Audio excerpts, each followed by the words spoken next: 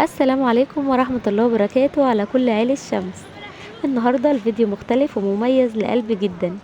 زي ما بعض المتابعين عندي عارفين ان انا اصلا من محافظة كفر الشيخ، وكنت رايحة في زيارة وانا وجوزي عند امي، ومن هناك قلت ما ينفعش اكون قريبة من دسوق ومنزلش ازور المكان الجميل ده واشم هواه.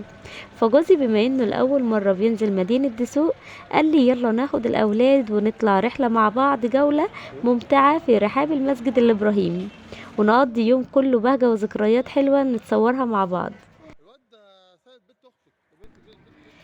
النهاردة احنا في مكان بجد يرد الروح. احنا في مدينة دسوق بمحافظة كفر الشيخ، وتحديدا في رحاب واحد من اكبر واشهر المساجد في مصر والعالم الاسلامي، مسجد العارف بالله الشيخ ابراهيم الدسوقي. عارفين ان المسجد ده مش بس مكان للصلاة، ده تحفة معمارية. المسجد مساحته ضخمة جدا وبياخد آلاف المصلين. وقبل ما ندخل المسجد لازم نعدي على الساحة اللي جنب الميدان. هنا بقى جنة الأطفال والكبار كمان، عجل بألوان مبهجة مرصوص ومستني لأي حد حابب يأجر، وزحاليق وألعاب بسيطة بتخلي المكان كله ضحك وفرحة، ومكان استراحة لو حد حابب يقعد يستريح من المشي أو معاه أكلة فسيخ حلوة ممكن يقعد وياكل هنا. احلى حاجة هنا هي الونس. ساحة المسجد دايما مليانة ناس، والجو العام كله طمأنينة وسلام. والمنطقة اللي حوالين المسجد كمان مشهورة جدا بالفسيخ الدسوقي والحلويات، يعني اللي يجي يزور المسجد لازم ياخد جولة في مدينة دسوق الجميلة.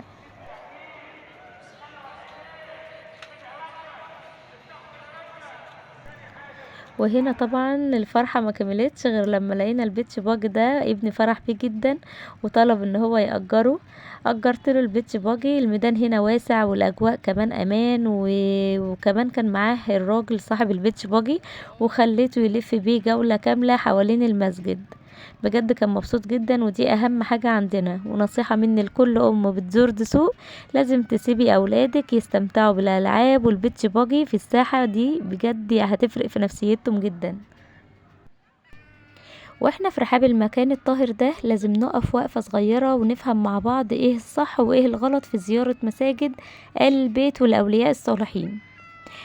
بصوا، احنا بنيجي هنا علشان نصلي في بيت من بيوت الله، ونفتكر سيرة الناس الصالحة اللي عاشت حياتها في طاعة الله، وده شيء جميل جدا ومطلوب.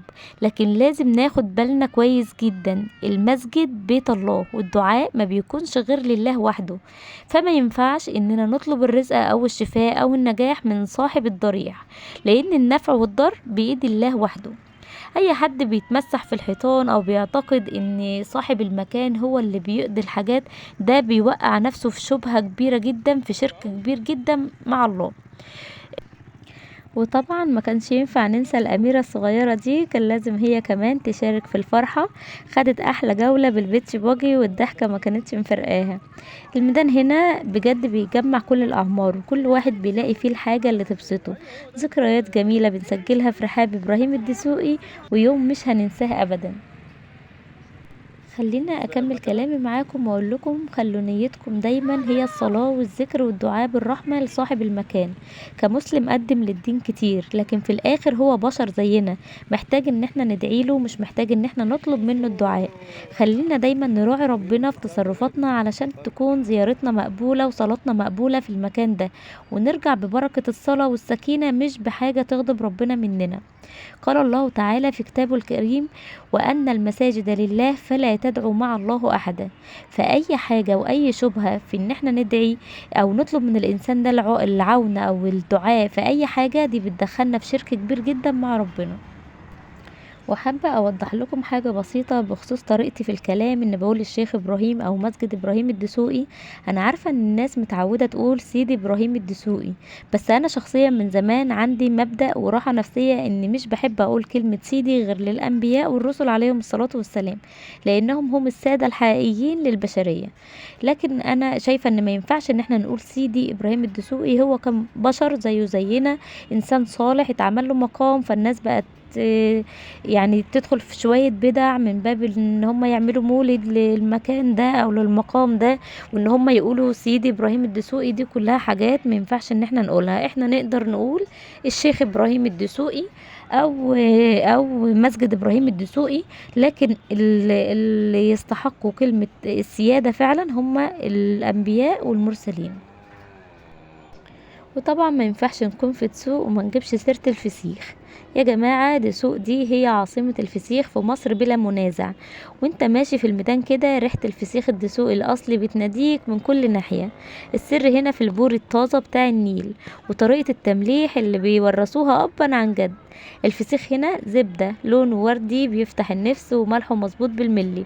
واي حد بيزور المسجد الابراهيمي لازم يروح يشتري شنطة فسيخ وهو مروح، وكأن هي التحلية الرسمية للزيارة.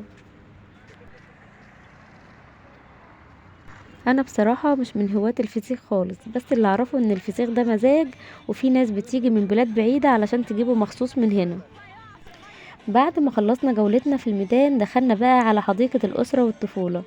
كان نفسي اصور لكم الكورنيش وجماله والحديقة من اولها، بس للأسف الموبايل خذلني والمساحة خلصت. بس عوضتكم بلقطات تجنن لنيل دسوق وميته الزرقاء. الحمد لله قدرت افضي شوية مساحة علشان كان مستحيل امشي من غير ما اخدكم في جولة في نيل دسوق العظيم. ركبنا المركب وطلعنا في قلب النيل، ويعني بصراحة شايفين المنظر، الكورنيش والمباني والكوبري من بعيد، والهوا بجد يرد الروح. الجولة في المركب هنا بجد بتغسل الهموم، وصوت المية والهدوء ده بيخلي الواحد يعني يحس بسكينة مش طبيعية. بجد اللي يجي تسوق وما يركبش مركب في النيل يبقى فاته نص جمال الرحلة. دي كانت اجمل نهاية ليومنا الممتع في مدينة الجمال والبركة.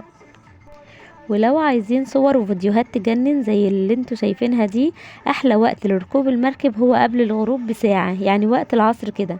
الجو بيبقى طراوة والشمس لونها ذهبي على المية، وحاجة بصراحة جميلة جدا. ويا ريت واحنا في المركب بلاش نرمي اي اكياس او ازايز في النيل.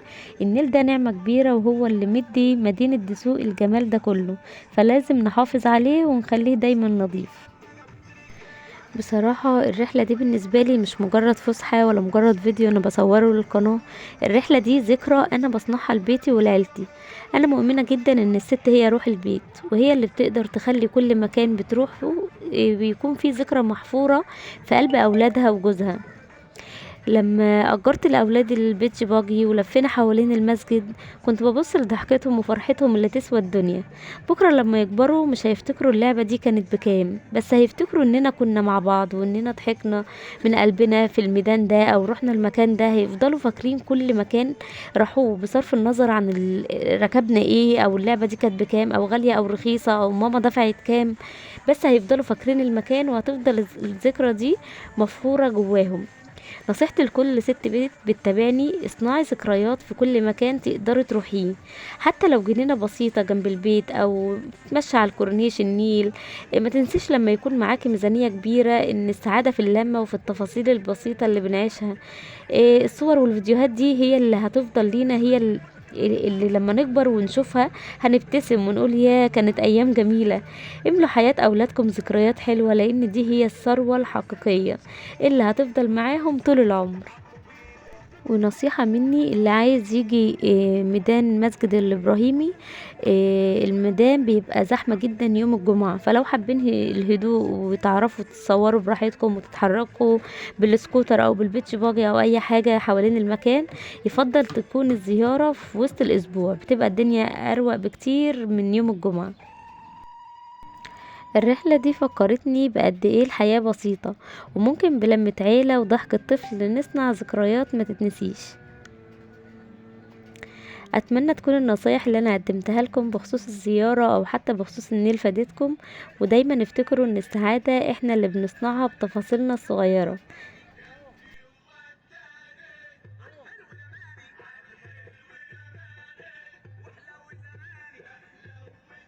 لو عجبتكم حكاية النهاردة وجولتنا في تسوق، ما تنسوش تدعموني باللايك الجميل بتاعكم، واشتركوا في القناة وفعلوا الجرس علشان توصلكم كل منوعات وحكايات شمس. وقولولي في التعليقات ايه اكتر لقطة في الفيديو عجبتكم، وايه المدينة اللي تحب نروحها الجولة الجاية. استودعكم الله، واشوفكم على خير في جولة جديدة وفيديو جديد من منوعات وحكايات مع شمس، والسلام عليكم ورحمة الله وبركاته.